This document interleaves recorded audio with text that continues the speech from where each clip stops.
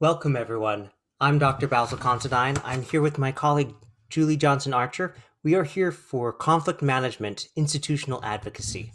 This is one of more than 24 webinars that we are offering at the Writing Center this term, and we hope that you will come to any that are of interest to you, and that if it doesn't meet your schedule, you can always watch a recording.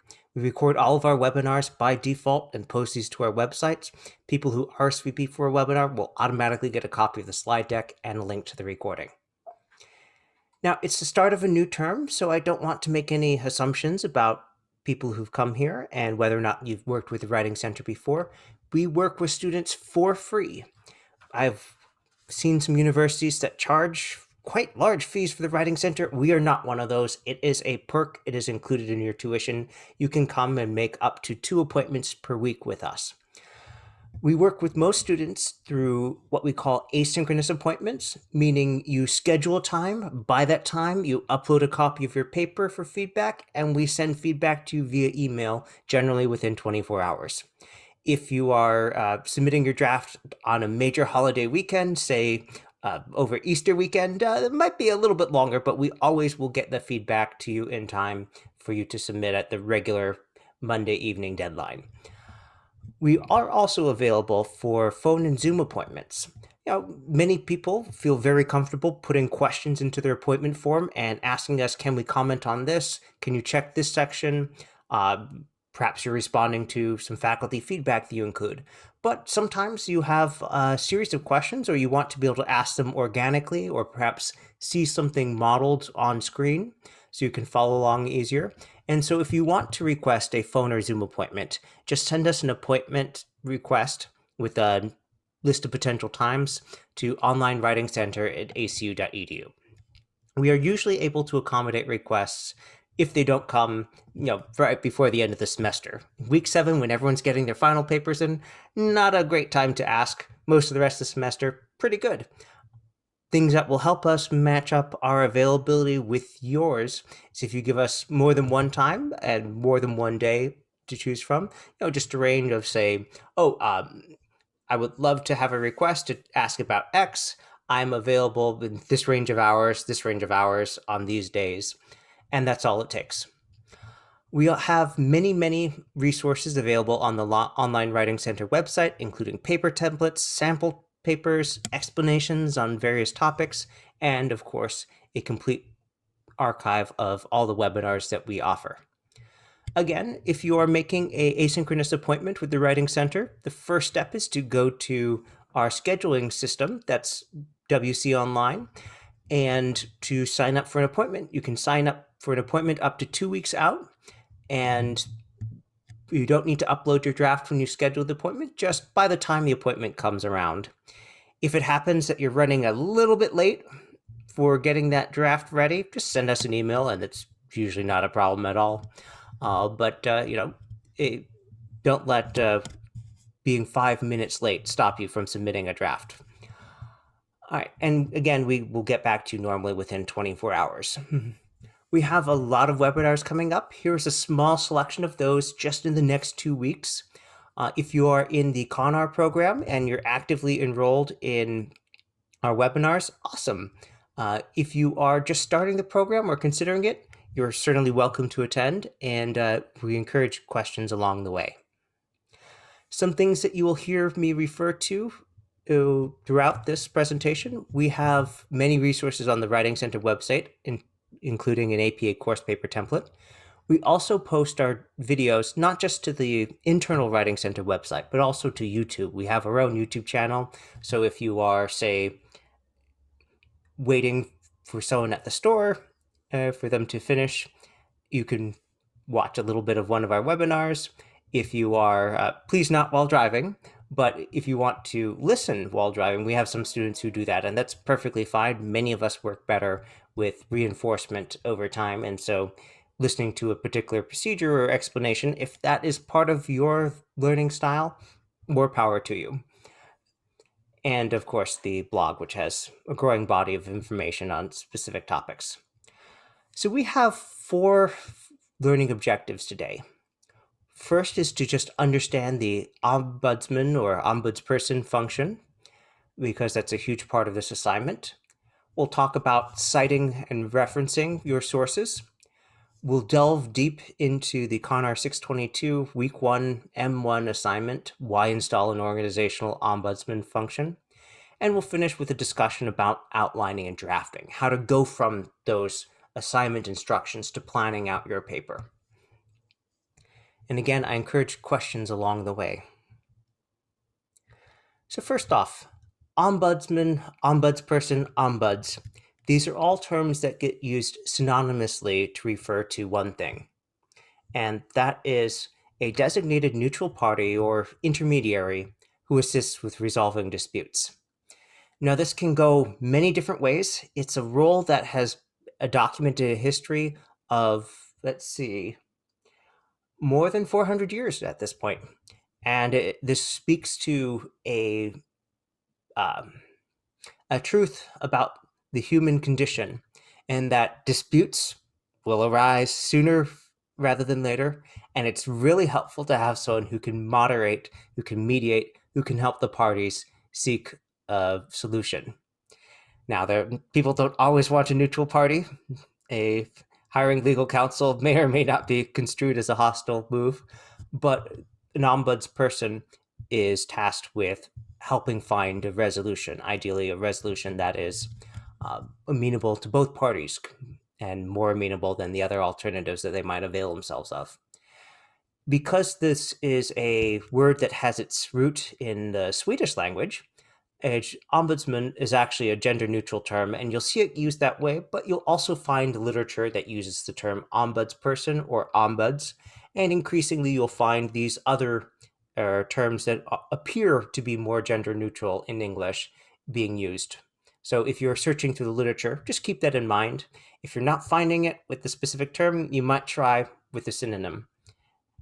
So the exact responsibilities of an ombudsperson are going to vary depending on the workplace context, and I'm going to name just a few that you might encounter.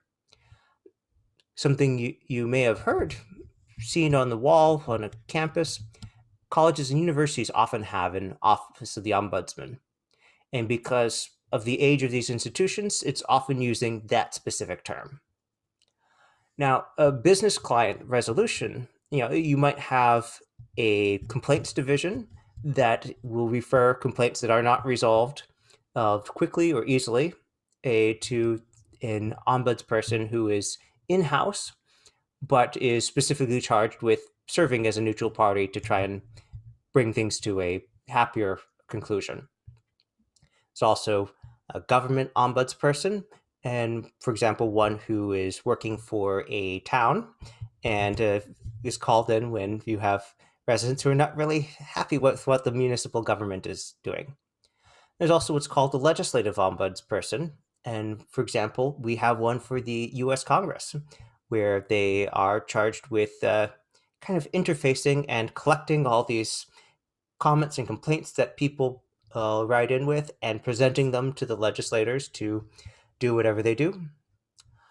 Something that's really interesting in some other countries where it's actually enshrined in law and sometimes in the Constitution, and they may have something that's called a public defender ombudsperson. And this isn't public defender in this American sense of a attorney provided by the state, but this is someone where a law or the Constitution of the country says there must be someone who protects the rights of the people.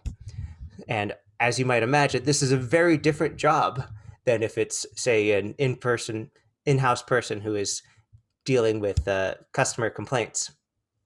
You might also find it in, say, a youth service program where their job is to kind of translate to help without specifically it being answerable for metrics about these many people do X, to translate and help people engaged in these programs advocate for themselves and understand what's available.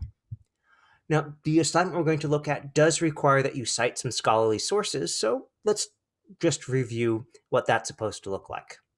So a reference for a source in APA style will look something like this. This happens to be a scholarly journal article reference entry. You can see we have the author, the date, the name of the article written in sentence case, meaning you capitalize the same way you would in a sentence. The title of the journal is in italics and in title case, where you can see that, among other things, any of the words with 4 or more letters has the first letter capitalized. That the journal volume number, that's the 8, that is italicized. The issue number, that's the 1, is in parentheses. And then we have that page range, that's the 36 to 60. And as for how you would cite that, it's probably going to come up something like this. Barcat 2015 stated, or you have a claim XYZ is ABC, and then you ground it with the parenthetical citation Barcat, 2015, which essentially says they said it, or that's where the information came from. If you are looking for some of this information about any of the course readings, because most of the readings for this course just provide you with the article itself, and then you need to find where that came from, how it was embedded, what journal and other details are. You can go to the ACU library, just perform a search, and when you find the article you're looking for, just search for the title. That usually brings it up right away.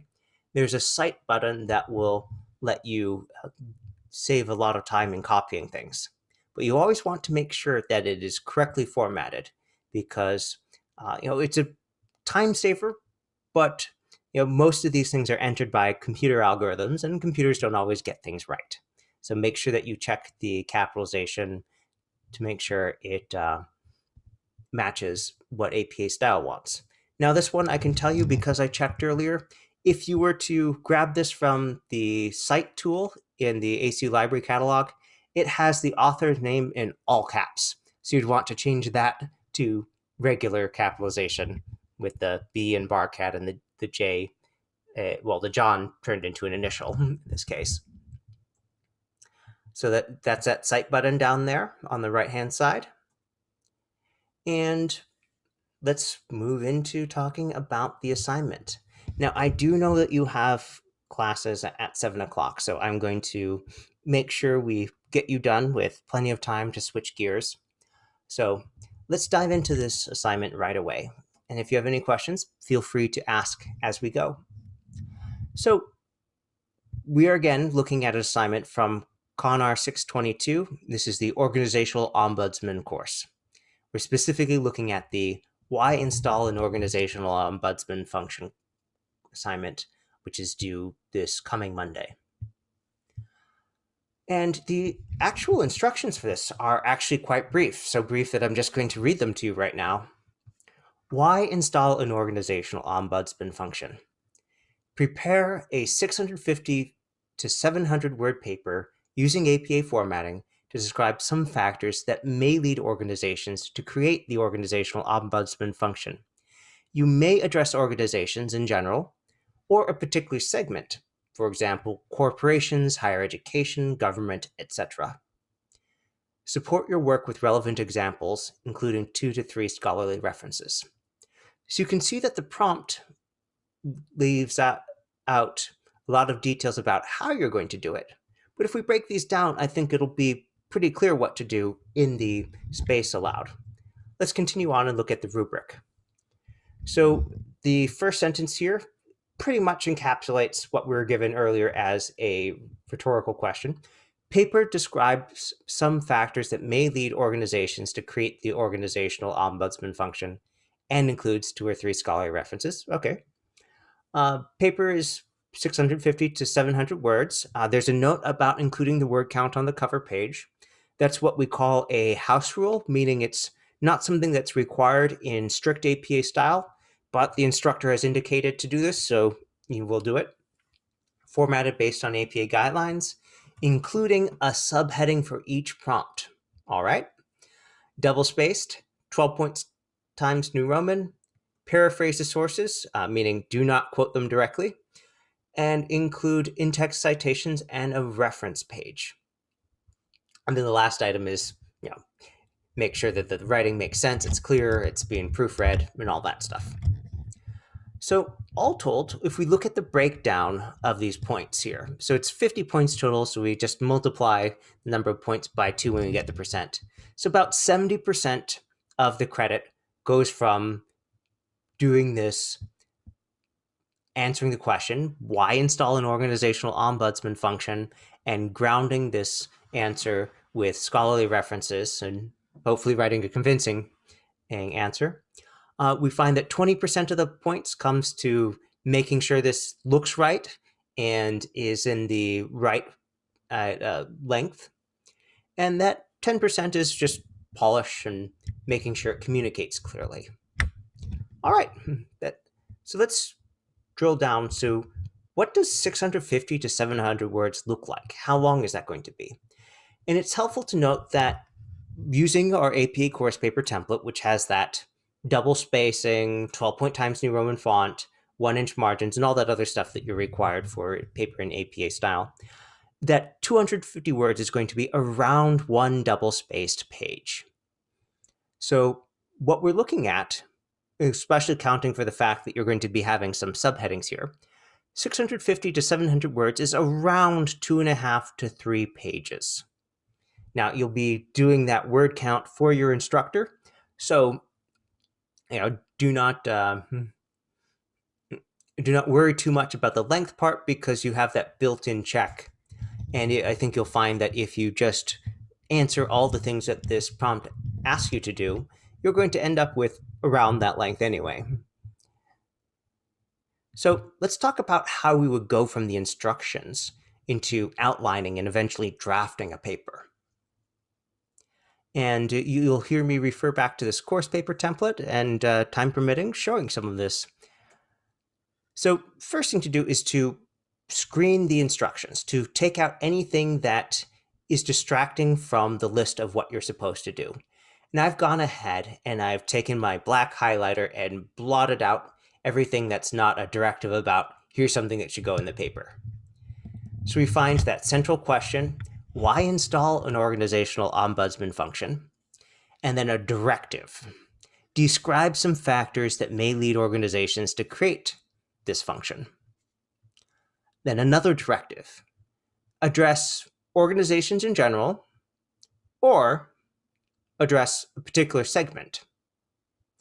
And then we want to support your work with examples. Okay, we're writing an argumentative, evidence-supported essay in APA style. Okay, not a problem. So let's drill down into these.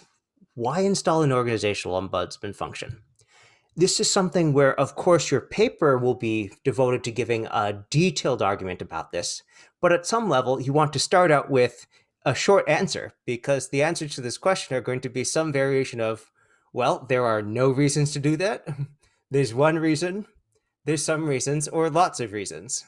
And I can't tell you what you will choose here, but it's going to be somewhere in these broader categories. And it's very helpful to tell the reader what the argument you are making is up front. And because then they will see many of the things that you mention as evidence to support that claim. This is one of the reasons why you want your paper to have a clear thesis sentence or topic sentence for the paper as a whole, because this makes it clear to the reader, oh, this is what the paper is about. And that can go in a number of places. Some people will start it with the very first sentence of the opening paragraph. Some will put it at the end of that paragraph. For longer papers, you might have a couple paragraphs of introduction before it comes in, again, the first or last sentence in the paragraph. But, this is a shorter assignment. It's only around 2.5 to 3 pages. So probably first sentence in the first paragraph or last sentence in the first paragraph is where you want to have that clear thesis statement that, oh, there are some reasons for it. And you might list some of those. It's always helpful to have some specifics. Doesn't need to be a fully exhaustive list, but something to ground the claim. Now, there is an APA rule that you should not use a heading called introduction. Because if we go to the start of the paper, we know that the first section is the introduction. APA style emphasizes conciseness and is very strong, very emphatic in emphasizing that you should also remove redundancies. If it's repetitive, if it's not adding anything new, you take it out. And from this point of view, having an introduction heading at the very start of your paper is considered redundant because we know it's the start of the paper. So that's why you don't include an introduction heading. Now, another thing that you want to have in that introduction is to outline in a couple sentences the main content of the paper in the order in which it will be discussed. This is something where I often speak with students who've submitted a draft and then they get feedback saying, I was kind of lost. I was surprised that you were discussing this because it hadn't been mentioned before. And that's almost always because they didn't include some outline sentences at the start of the paper. So the reader did not know what to expect and did not know how the arguments were going to connect together with the different pieces of evidence. Let's look at that second sentence. Describe some factors that may lead organizations to create the Organizational Ombudsman Function. Now, before we go on, I want to emphasize one point here. And that point is that this is a directive as opposed to a suggestion. A directive is something that you're required to do, and in this case are being graded on doing. So when you're reading through the assignment instructions, it's helpful to recognize what is a directive and what is a suggestion. This one is a directive. It's linked to the rubric. The rubric says there are a lot of points associated with making sure you do all of these. So describe some factors that may lead organizations to create the Organizational Ombudsman Function. Well, if we're going to answer this, the most clear way to answer it in APA style is to answer it using the language from the prompt. And there are many different ways that you can word this, but you want to make sure that you have that clear language. Let me explain what I do not mean first. So often in undergraduate writing, for example, often students are encouraged to write with a variety of phrasing, to use different terms to refer to the same thing. This is a trait that you'll find often when people are writing in the humanities or in the arts or the creative disciplines. So if you're writing poetry, of course, you're trying to capture and evoke complex things. So using many words for the same thing gives us a fuller impression. When you're in the sciences, though, and APA was developed for social science writing, it is the American Psychological Association and system of formatting. Different terms usually have slightly different meanings. And so if we're being specific, if we're reading things very literal, one term does not necessarily mean the same as the other. So when you're referring to the same thing, use that same term so we know it's exactly the same thing.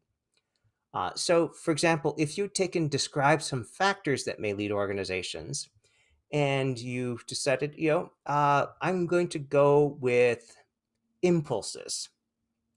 And if we were in one of those less formal contexts, impulse, a nudge or something that pushes you forward, uh, could be a perfectly fine word to use. But in the context that we're doing here, impulse being meaning an external force that is moving you, uh, that is not necessarily the same. So that's why we want to be specific about using the same exact term so the person grading this knows you're answering this prompt directly with language like, oh, some of the factors that may lead to this or that, or giving a list and this, that, the other thing, and this are all contributing factors that. And so by using the language of the prompt here, we shape the reader's expectations to understand, you're giving a direct response to the question of, oh, what are some of the factors that may do this? Now, you don't just list them once and go on. That would be a very short paper and you'd have trouble getting the 3 pages. After you list these in the short form, explain each of them in more detail using the same order that you listed them. And depending on the point and how many of them you have, that might be 1 sentence, it might be 2, it might be 3. But pretty soon you're going to have 1 or more paragraphs on this, and that's good because that's about what you need to write this paper. Now, remember when I said that the rubric requires that you include section headings? So if on this section, answering the very first question doesn't get it because a heading because it's the introduction, Well, here's where we're going to start adding headings for sure. Now, there are a couple options. Depending on how you're writing this paper and what content you're putting in, you might just give this section its own heading, and then everything is in that one section. Or you might divide it into multiple sections, each with its own heading. And what are you talking about? You're talking about these different factors. So logically, you'd probably be naming those headings after those factors. All right, let's continue on. Uh, Address organizations in general or a particular segment. So this is saying you need to make a choice about where this paper is going to go. It's not saying that you can't discuss organization in general and then go on to the particular segment, but you also have the option of just discussing things in general. And this is probably going to depend a little bit on your reading, on your interests, on the research that you do to get those additional sources. This is an invitation to stay general, which would mean you're trying to see, okay, what are the commonalities of all ombuds positions, or most ones? Or you want to dive in on a particular section. For example, if you are interested in working in higher education, you might decide that you want to go and do some library research to find those sources and look at articles on university ombudspersons and their functions. But if you're going to go deep, you'll start by that general discussion, and then you'll want to add a new heading when you're going deep to differentiate that and make sure that you are meeting the requirements of the assignment. Now, as you outline, make sure that you're grounding your argument with citations. A very easy mistake to make when you're rushing at the last minute is to plan on adding all the citations at the end, and then you either run out of time or you can't remember where all that information came from. So add the citations to the outline as you go. And because some of you may have relevant professional experience already, it might be helpful to know that APA style does allow you to reference your professional experience, but it's usually most convincing and effective when it's being aligned with the literature. Something like, oh, author date cited significant liability and insurance savings as a reason for hiring this context, ombudspersons. This aligns with my 15 years working in this context, in which we frequently saw irate, insert here, decide to do that thing there. So what this is doing is it's presenting, oh, here's someone else's claim, and then you're backing it up with some anecdotal evidence and for yourself. Now let's talk about some of the phrasing here and where this might potentially not be as helpful as you want. One is if you are not specific about the experience you have. So if you just said, this aligns with my experience without telling us what the context was, that's kind of well, you're asking us to take your word for it without stating your qualifications. So be more specific about that part. And also be cautious of the phrasing, because you can see in this example text here, there's the word we. And APA style does allow you to use we when you are referring to a clear group, usually a research group, but sometimes it'll come up when describing workplace experience. But you need to make it very clear who we is, or else you're using it as a general, as a universal, and that's not allowed in APA style. So, for example, if you said, this aligns with my 15 years working in a 8-person small business, then we see, oh, the we is referring to that all those people working in that small business. Now, we are doing pretty well on time, so I just want to ask if there are any questions, anything that you'd like me to expand on before we move into the next segment, which we'll probably do for about 10 minutes, and then we'll give you 20 minutes back before you have to head off to the 7 o'clock classes. So if you have any questions, please feel free to type those in the chat window. And if not to worry, we're going to go one step closer to model some of the things that we've been talking about.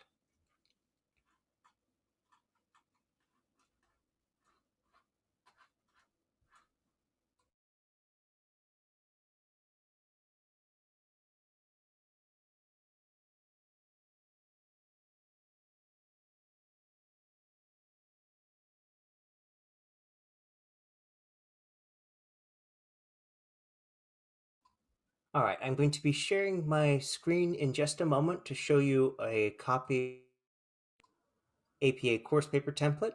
If you could let me know when you can see that screen, that'll let me know that it's ready to move on. It sometimes takes a little while for Zoom to kick in.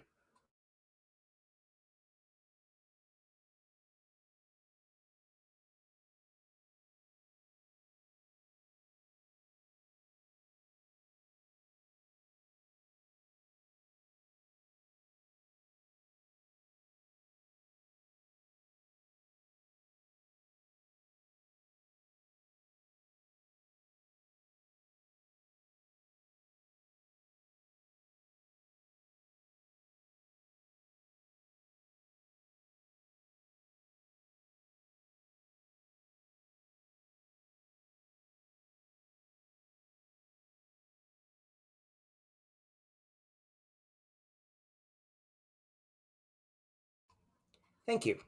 Now that we can all see the screen, let's just do a quick orientation. So we have here a blank copy of the course paper template, and we want to make sure that we do a couple things right away. One of the first things is something that, it's easy to forget at the beginning of the semester and easy to think that you'll come back and do that later. And by that, I mean putting in the name of the paper, because we can always put in a better title later, but the most important thing is to have an accurate title and a title at all so we don't uh, lose any points here. So I'm just going to call this paper The Importance of Having an Institutional Ombudsman. Now, I'm using ombudsman here because the assignment uses that particular term. Again, you'll see it used synonymously with ombuds, ombudsperson, ombudsman, and a couple other lesser variations. All right, now that I have that, I'm going to go ahead and add that to the top of page 2, where your paper title always goes. And you'll recall from looking at the assignment that we are supposed to have a word count here. That you can see that in the second row of the rubric here. It says papers 650 to 700 words, word count included on cover page. So what I'm going to do here is I am going to add that word count down here. And I'm just going to put in some placeholder there. And I'm going to put a big yellow highlighter on it. My scheme is going to be anything I'm going to fill in later. The yellow is there, so it's a big visual reminder to me, hey, you have something left to do. So if I'm glancing through this, as soon as I get to this page, I can see, oh, I've got some stuff to fill in later. And if you're wondering how to do the word count, there are a couple different ways to get it. But if you go to the menu in the upper left-hand corner, under Tools, there is an option Word Count. And so in this case, without my having filled in anything else, currently this is at 27 words for all the front matter. So, it's not anything I'm going to really worry about, but it's nice to know what the ballpark is for where we're starting. All right. So I know that there are a couple things I'm going to have in here. And let's go back and look at the slides to review this. So we have that list, some factors that may lead organizations to create the Organizational Ombudsman Function. All right, well, let's start outlining.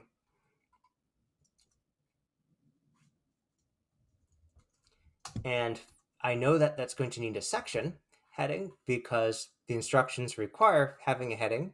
And we're going to start out with the highest level heading, that's APA Level 1. If you're using the template, there are two ways you can get at the style. You can pick it off the menu here, or if I open the styles pane, you'll see, APA Level 1. And so that automatically does some of the formatting for me and helps make sure that looks the way it should.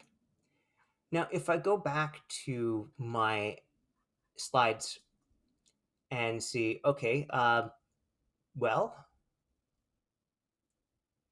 We're not going to have a heading for the intro. We've discussed that. But the factors, okay, got that. Possibly more headings to come. And then this last one,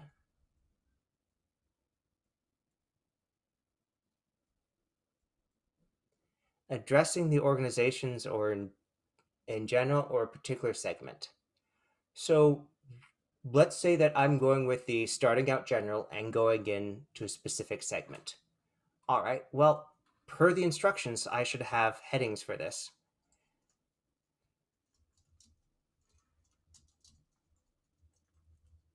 So I'm going to call one section General Benefits of Ombudspersons, and I'm going to call the second one on Benefits of Ombudspersons, and I'll name the type. So let's say that I'm going with Higher Education Ombudspersons.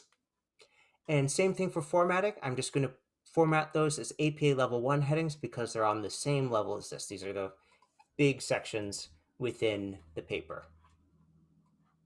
Now, a question that I sometimes get is, well, do you need to add another heading for benefits?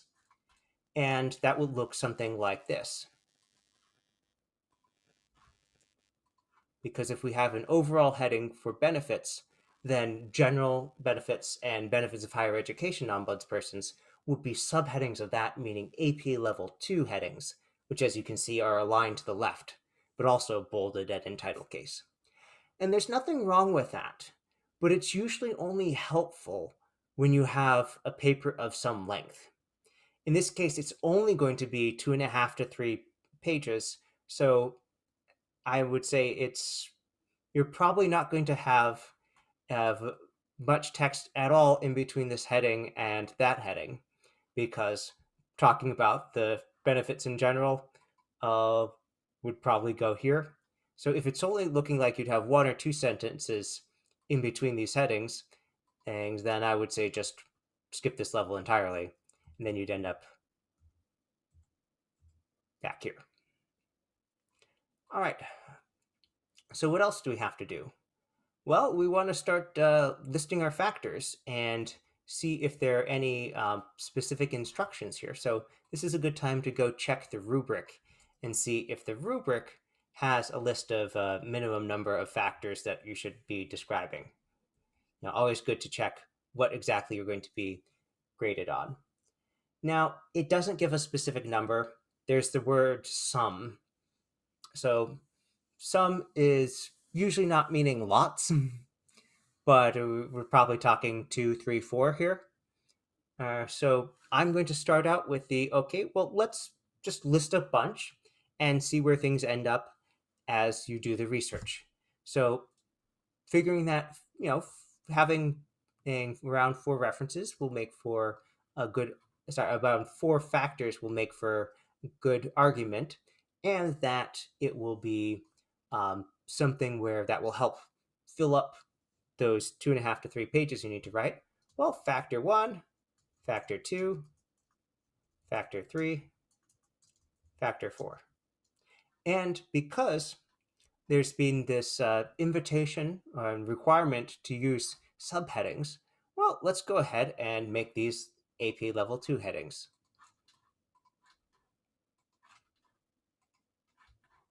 Now, I can always delete this if I do my reading and I only come up with 3. Well, it doesn't give an exact number, so that shouldn't be a problem, but 3 or 4 will make for a strong argument, so let's start from that point of view. And you know what? We've got some readings for this assignment that might be helpful to start with. So let's go ahead and take a look at that. So I'm going to change my screen sharing to show my web browser here. Please let me know if you do not see that. So I'm looking at the assignment here, and I'm going to back up. I'm going to go to the parent module and going to readings and resources here. Now we've got a couple different references here. We were talking about this one here earlier, but let's say I'm reading this one here, Understanding the Types of Ombudsman. All right, let's go ahead and open that up. All right, and we see Understanding the Types of Ombudsman, a Starter Guide by Julie C. Smith and Charles L. Howard. Now, this is a source that doesn't look like it's been formally published, and it looks just like a Word document that someone had lying around and turned into a PDF, which doesn't mean it's bad, but there's a question of, is this a scholarly resource? And one of the things we might check is to see, has this been published somewhere where we can check where that context was. So I'm just going to go ahead and I'm going to start with this search here, and we find, this looks like it was a presentation made. And so already we're moving from, well, it doesn't look like it's a peer-reviewed scholarly journal article, which is kind of the gold standard in references here. So not saying you can't use this to understand the material, you absolutely can, but for citing this as a supporting source, it's not really a checking off all the boxes we want for a scholarly resource. So let's go ahead and I'm going to go to the ACU library here.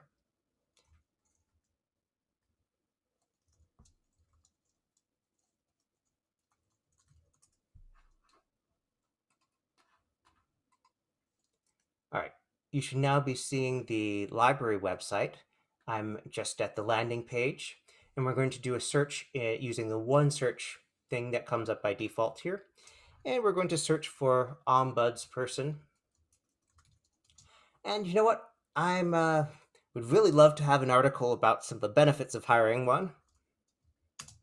And I'm even going to go ahead and say, you know what? I'm going to double down. I like higher education. Let me do a search there. And you'll quickly notice that what comes up will have far more results usually than you want to read. In this case, 3,736. So let's talk about how to make that more specific. For one thing, we have these check boxes on the left-hand side, one of which is full text, meaning I can read everything online. I don't have to go into the library on campus to read it. The next one that I'm going to select here is the one just under that for scholarly peer-reviewed journals. And you can see that we're trimming down the numbers here. So we're down to just 3,300 and now down to 1,233. And you know what? I want to make sure that this is recent research, because if any laws related to this have changed, let's keep this somewhat recent. Let's go with last 5 years. And let's see what we end up with here. 244. Okay, so there's still a lot. I could potentially get more specific. But this first one, this looks like something that might be very useful to me. It's about US higher education and student ombudspersons. I know nothing about that, so that might be a great source for me to learn some more details that come in. And we'll just glance around at some of the other options here. Now you can see this one is in China, and this one's about a specific case at a university that had some major scandals, and a variety of other ones here. Now, I'm guessing that this Canadian government thing is probably not where I want to get unless you have an interest in Ontario.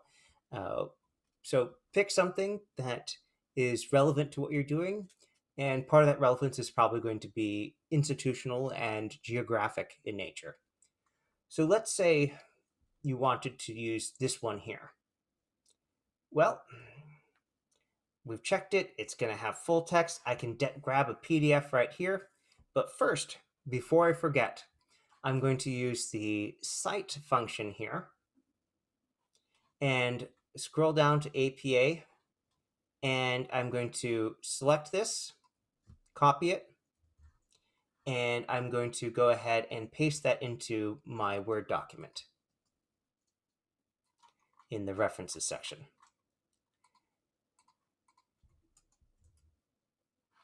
Now, you'll see that the formatting wasn't quite how it should look in the APA paper.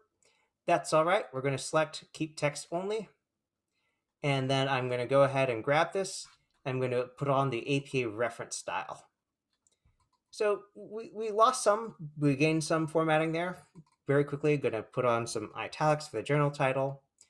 The name of the article should be in sentence case. So we have this tool here where I can change that to lowercase really quick. And same thing here. A question we frequently get is, if the title doesn't have periods in US, do we add those? And the answer is no. We don't change the spelling when you are quoting a title. So the fact that they didn't use it means it stays that way. And also make sure to look out for the last name. Make sure that that is written with normal capitalization.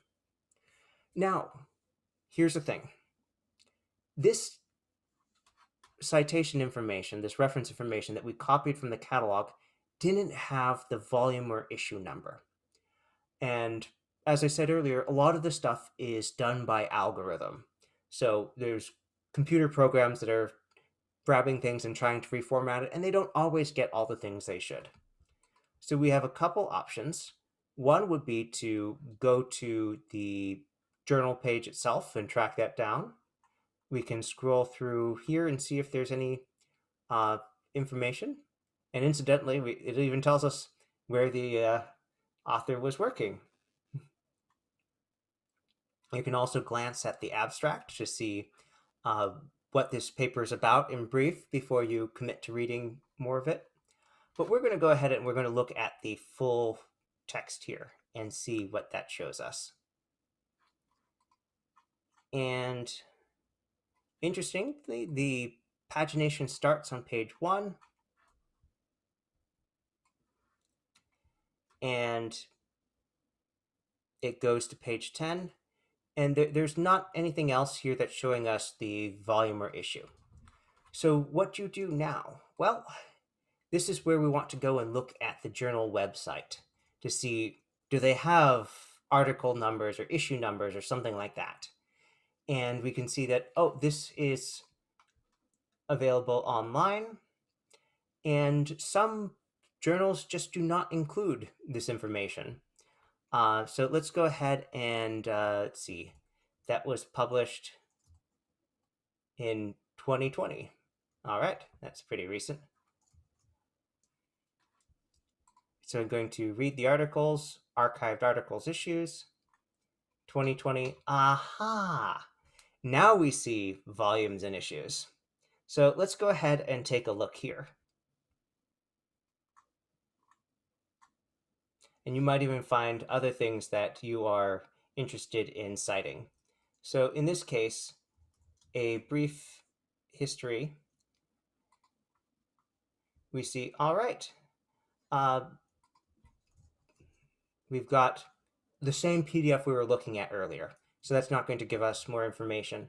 But we see from this earlier page that we were on that 2020 is volume 13, issue 1.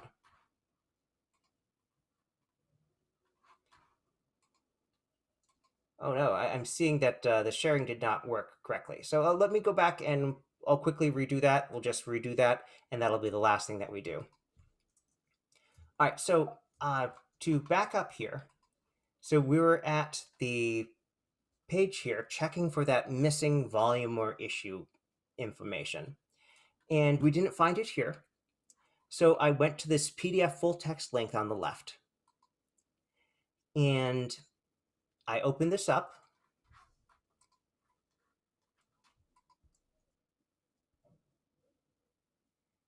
I opened up the PDF and I looked around and there's no volume or issue information here.